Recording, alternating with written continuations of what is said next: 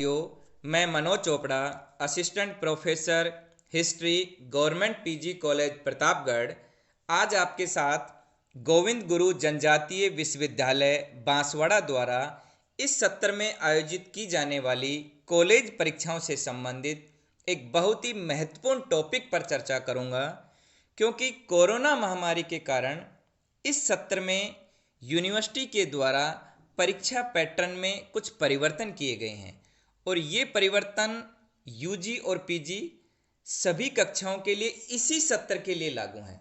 अर्थात 2020-21 के सत्र में ही कोरोना के कारण ये जो परिवर्तन किए गए हैं वो सिर्फ इसी सत्र में लागू हैं। अब ये परिवर्तन किस प्रकार के किए गए हैं, इन सब बातों को लेकर हम इस वीडियो में चर्चा करेंगे। यूनिवर्सिटी के द्वारा सिलेबस में क्या परिवर्तन किए गए हैं, आपका जो परीक्षा का समय है उसमें क्या परिवर्तन हुआ है, आपका जो परीक्षा का पैटर्न है उसमें क्या बदलाव लाए गए हैं, या परीक्षा में जो प्रश्न पूछे जाते हैं उनमें अंकों का डिवाइडेशन किस प्रकार का है, और सबसे महत्वपूर्ण बात, परीक्षाएं कब से प्रारंभ होगी।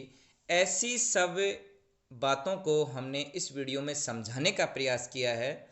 आप इस वीडियो को स्किप नहीं करें और पूरा वीडियो देखें, और अगर आप हमारे इस चैनल पर नए हैं तो चैनल को सब्सक्राइब कर लें ताकि आपको समय पर ऐसे महत्वपूर्ण वीडियो मिलते रहें।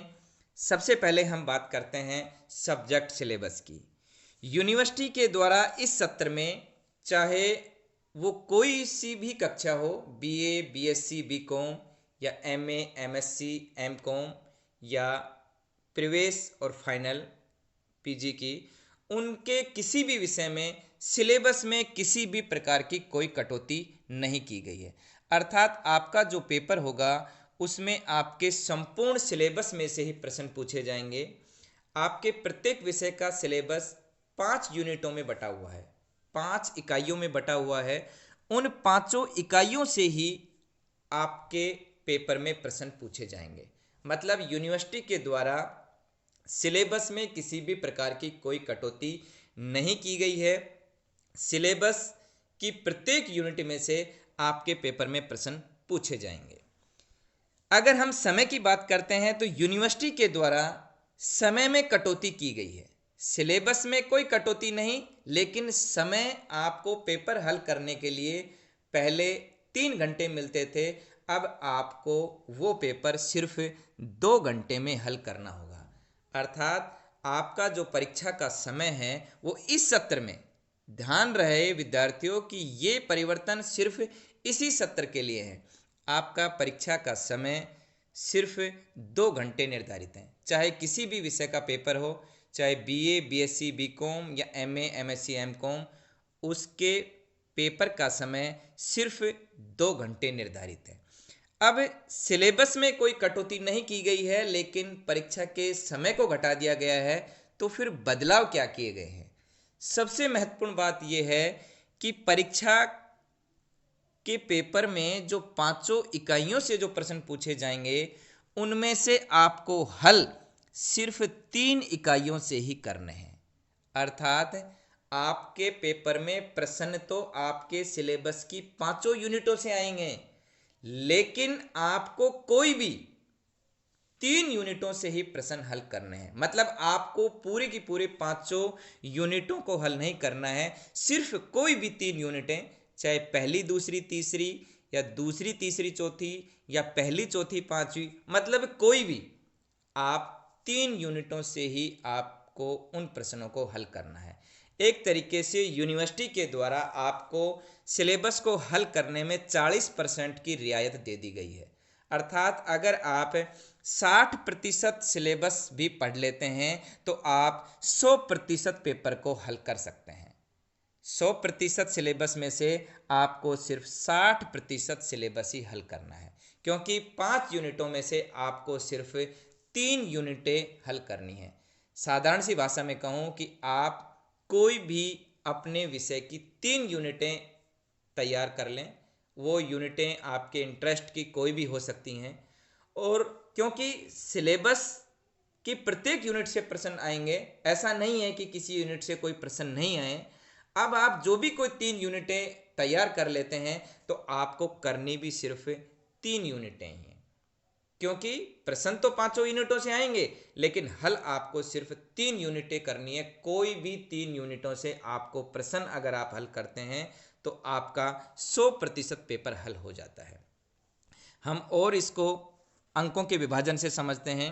जैसे बिना प्रैक्टिकल वाले विषय जैसे हिस्ट्री है, पॉलिटिकल है, सोशलॉजी है, जिनका कुल पेपर 100 अंकों का होता है, कुल पूर्णांक 100 होते हैं, तो उन पूर्णांक को अभी भी वो 100 अंकों का ही पेपर होगा। पहले भी 100 अंकों का ही होता था, अब भी वो 100 अंकों का ही होगा। और पेपर 3 भागों में बटा हुआ होगा, भाग ए, भाग बी और भाग सी। भाग ए में टोटल प्रश्न आएंगे 10, मतलब प्रत्येक यूनिट से 2 प्रश्न, तो 5 यूनिटों से प्रश्न आए 10। आपको हल करने हैं सिर्फ 6, अर्थात प्रत्येक यूनिट से 2 क्वेश्चन, और आपको हल करनी है सिर्फ 3 यूनिटें अर्थात 6 प्रश्न, और एक प्रश्न 4 अंकों का रहेगा। हल करने हैं 6 प्रश्न, एक प्रश्न 4 अंक का, अर्थात टोटल 6 प्रश्न 24 अंकों के हैं होंगे। मतलब जिन विषयों का पेपर 100 नंबर का होगा उसका भाग ए 24 अंकों का होगा, जिसमें 10 प्रश्न आएंगे लेकिन करने होंगे हमें सिर्फ 6, और प्रत्येक प्रश्न 4 अंक का होगा और टोटल अंक होंगे 24। भाग बे या बी में कुल प्रश्न आएंगे 5, अर्थात एक यूनिट से एक प्रश्न, टोटल 5 यूनिटों से 5 प्रश्न।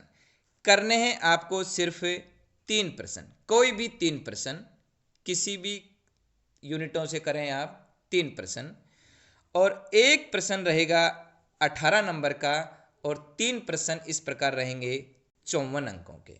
भाग बी में 5 प्रश्न पूछेंगे, 3 हमें हल करने हैं, एक प्रश्न 18 अंक का है। इस प्रकार टोटल भाग बी रहेगा 54 अंकों का। भाग सी में 5 प्रश्न पूछे जाएंगे, मतलब प्रत्येक यूनिट से एक, टोटल होंगे 5 प्रश्न। उसमें से आपको कोई भी एक प्रश्न हल करना है, कोई भी एक प्रश्न, और वो एक प्रश्न 22 अंकों का होगा। इस प्रकार भाग सी होगा 22 अंकों का।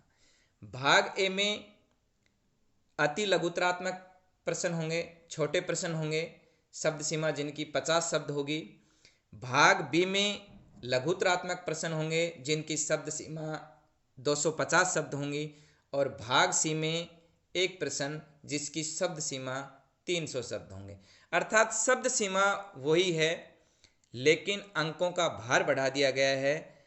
आपके टोटल आने वाले प्रश्नों की संख्या 20 रहेगी, 10 भाग ए में, 5 भाग बी में और 5 भाग सी में, लेकिन आपको जो प्रश्न हल करने हैं वो सिर्फ 10, 6 भाग ए में, 3 भाग बी में और 1 भाग सी में। इस प्रकार कुल 100 अंकों का ये आपका पेपर होगा। जिन विषयों के कुल पूर्णांक 100 होते हैं उनके अंकों का विभाजन इस प्रकार से होगा। जो प्रैक्टिकल वाले विषय हैं जैसे साइंस में फिजिक्स, केमिस्ट्री, बायो, और जिनका कुल पेपर 50 अंकों का होता है, उनका भी पेपर 3 भागों में ही बटा हुआ होगा, भाग ए, भाग बी और भाग सी। और प्रश्न भी वो ही, भाग ए में 10 प्रश्न, भाग बी में 5 और भाग सी में आएंगे। हल भी उसी प्रकार से, भाग ए में 6 प्रश्न करने हैं, भाग बी में 3 प्रश्न, भाग सी में 1 प्रश्न, लेकिन उनके अंकों का जो विभाजन है वो जो बिना प्रैक्टिकल वाले सब्जेक्ट है उनसे थोड़ा सा अलग है, क्योंकि वो 100 अंक का पेपर था, ये 50 अंक का ही पेपर है। इसमें एक प्रश्न 2 अंक का रहेगा, तो 6 प्रश्न टोटल होंगे 12 अंकों के, मतलब भाग ए 12 अंक का। इनमें 3 प्रश्न होंगे भाग बी में जो आपको करने हैं, एक प्रश्न 9 अंक का रहेगा, और टोटल 27 अंकों का भाग बी। भाग सी में एक प्रश्न आपको हल करना है जो 11 अंकों का होगा, और टोटल सी पार्ट रहेगा 11 अंकों का। इस प्रकार कुल पूर्णांक होंगे आपके 50, मतलब प्रश्न वही 20 आने हैं, पांचों यूनिटों से आने हैं, लेकिन आपको प्रश्न सिर्फ 10 हल करने हैं और वो सिर्फ 3 यूनिटों से ही करने हैं। प्रैक्टिकल वाले विषय में कुल पूर्णांक 50 होंगे और बिना प्रैक्टिकल वाले जो विषय हैं उनमें कुल पूर्णांक 100 होंगे। प्रैक्टिकल वाले कुछ ऐसे विषय हैं जिनके पूर्णांक 70 नंबर का है, जैसे भूगोल बीए के, उनमें 70 नंबर का जो पेपर होगा उनका भी पेपर का पैटर्न वही है।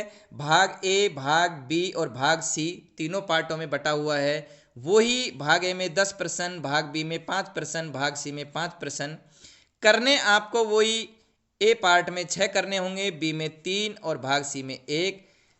इसके भाग ए में 6 प्रश्न, प्रत्येक प्रश्न 3 अंक का, टोटल 18 अंकों का। भाग बी में 3 प्रश्न, 12 अंकों का एक प्रश्न, 36 अंक टोटल। और इसमें एक प्रश्न 16 अंकों का, टोटल 16 अंकों का भाग सी। और इस प्रकार टोटल 70 अंकों का ये पेपर आपका होगा भूगोल का। भूगोल बीए के first year second year final में जो भूगोल का पेपर होता है उसमें 70 अंकों का जो आपका थ्योरी वाला पेपर है उसमें अंकों का विभाजन इस प्रकार से होगा।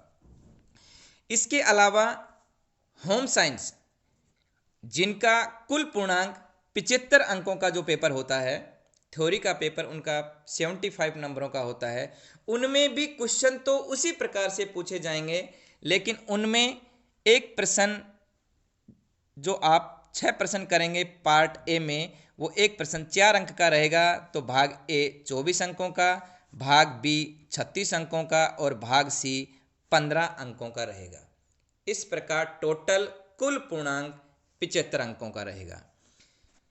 जो प्रैक्टिकल वाले विषय पीजी लेवल के, जैसे एमएससी, बॉटनी, जूलॉजी, और जिनके कुल पूर्णांक 100 हैं, अर्थात जो 100 अंकों का जो पेपर होगा उसमें 10 जो प्रश्न रहेंगे भाग ए में, जिसमें से हमें 6 करने हैं, उनमें एक प्रश्न 4 अंकों का रहेगा, टोटल 24 अंक।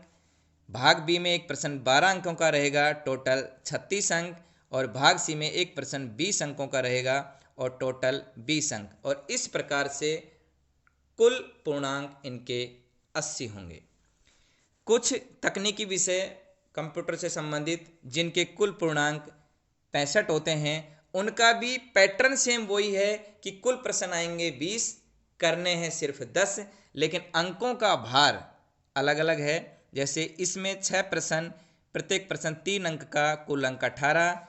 इसमें 3 प्रश्न, कुल अंक 30। इसमें एक प्रश्न, कुल अंक 17। और इस प्रकार से टोटल 65 अंकों का ये पेपर होगा। जो आपके कंपलसरी विषय हैं फर्स्ट ईयर और सेकेंड ईयर में जो चलते हैं, हिंदी, अंग्रेजी, पर्यावरण, सामान्य अध्ययन, ये टोटल 100 अंकों का ही होगा। मतलब कुल पूर्णांक 100 ही होंगे, लेकिन आपको इसमें जो 100 ऑब्जेक्टिव प्रश्न आएंगे उनमें से आपको केवल 50 प्रश्न हल करने हैं। मतलब कोई भी आप 50 प्रश्न हल करेंगे और प्रत्येक प्रश्न 2 अंक का होगा, और इस प्रकार 100 अंकों का ये आपका पेपर होगा।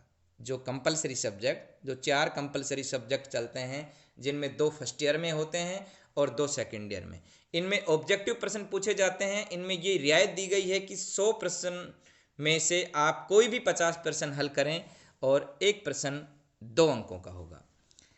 अब बात आती है कि परीक्षाएं कब से प्रारंभ होंगी। यूनिवर्सिटी के द्वारा अभी जो सर्कुलर जारी किया गया है उसके हिसाब से 12 मई से स्नातक, तृतीय वर्ष और स्नातकोत्तर की, अर्थात बीए फाइनल और पीजी की जो परीक्षाएं हैं वो 12 मई से प्रारंभ हो जाएंगी। सेकेंड ईयर की 13 मई से प्रारंभ हो जाएंगी और 17 मई से फर्स्ट ईयर के एग्ज़ाम शुरू हो जाएंगे। मतलब 12 मई से एक तरीके से इस यूनिवर्सिटी की, जीजीटी यूनिवर्सिटी के सभी एग्ज़ाम प्रारंभ हो जाएंगे मई के महीने में। 12 मई से फाइनल के, 13 मई से सेकेंड ईयर के और 17 मई से फर्स्ट ईयर के, चाहे बीए हो, बीएससी हो, बीकॉम हो, एमए, एमएससी, एमकॉम। इस तरीके से विद्यार्थियों इस सत्र का ये परीक्षा पैटर्न है। आप इस वीडियो को बार बार देखें और इसके अंकों के विभाजन को सही तरीके से समझें ताकि आप सही तरीके से पेपर को हल कर सको। आपको ये ध्यान में रखना है कि हमें सिर्फ 3 यूनिटें ही हल करनी हैं, हमें पाँचों यूनिटें हल नहीं करनी, क्योंकि अगर आप पाँचों यूनिटों को हल करते हैं तो हमारा समय भी कम रह जाएगा और एग्जामिनर 3 यूनिटों के अलावा बाकी यूनिटों से किए हुए प्रश्नों को चेक भी नहीं करेगा। तो आप इसको ध्यानपूर्वक देखें और ध्यानपूर्वक समझें, और फिर भी अगर कोई चीज़ एग्ज़ाम से संबंधित आपको समझ में नहीं आई हो तो मुझे कमेंट बॉक्स में ज़रूर बताएं।